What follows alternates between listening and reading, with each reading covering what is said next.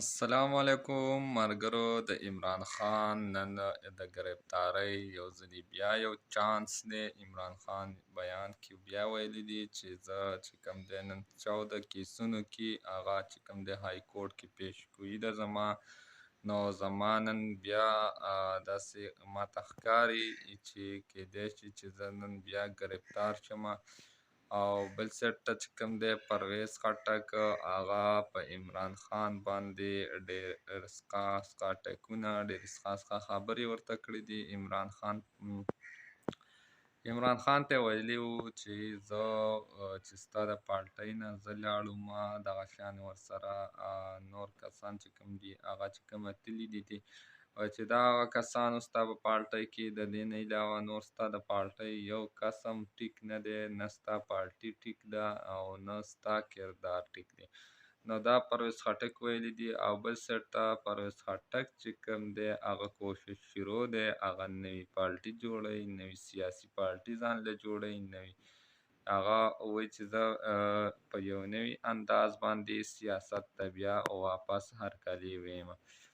نو دا چې کوم دی د پرویز خټک د خولې خبره ده. او بل سایډ ته چې موږ وګورو نو د استحکام پاکستان پارټي چې کوم ده هغه رخصتېدو واله ده. هغه چې کوم دی نواز شریف نه پرېږدي. هغه نواز شریف چې کوم دی هغه د نواز شریف چې کوم دی د بات چیت دغه شان د خبرو اترو خواهش چې کوم دی هغه جهانګیر لرو، خو هغه ورپسې لندن ته هم لاړو، خو نواز شریف چې کوم دی هغه سکې کېناستو او وایي چې دا پارټي چې کوم ده دې سره زه اتحاد نه کوم.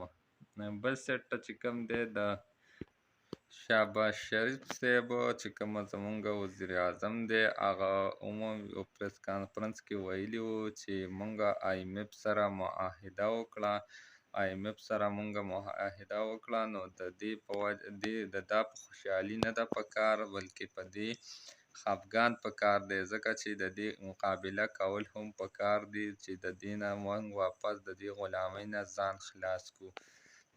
بل سایډ ته چې کوم دی شهباز شریف وایي که چېرته چین مونږ سره 5 ارب ډالر امداد ونه کړو نو بیا به خطر ګنټې چې کوم دی بچاو شي. نو داسې شی دی چې مونږ سره د چین امداد وکړی شي او مونږ سره د چین د سایډ نه دي 5000 ډالر 5 ارب ډالر چې کوم دي هغه مونږ ته دي امداد وکړی شي. نو دا د شهباز شریف د خولې خبره ده. شهباز شریف وایي چې که چېرته اوس هم آی ایم ایف مونږ سره معاهده وکړه خو که چېرې مونږ سره 5 ارب ډالر چین امداد ونه کړي نو زمونږ به چې کومه دغه دی هغه به سر ته ونه رسي او هغه کوششونه به زمونږ ناکام پاتې شي. نو دا و د څه نوي اپډیټس ما تاسو سره شریک کړو د عمران خان په باره کې، د پرویز خټک په باره کې، د شهباز شریف په باره کې. نو که ویډیو مو خوښه شوې وي مخکې ملګرو سره یې شیر کړئ. ملک الامیاس چینل چې کوم دی دا لایک سبسکرایب کړئ. د ویډیو کتلو ډېره مننه.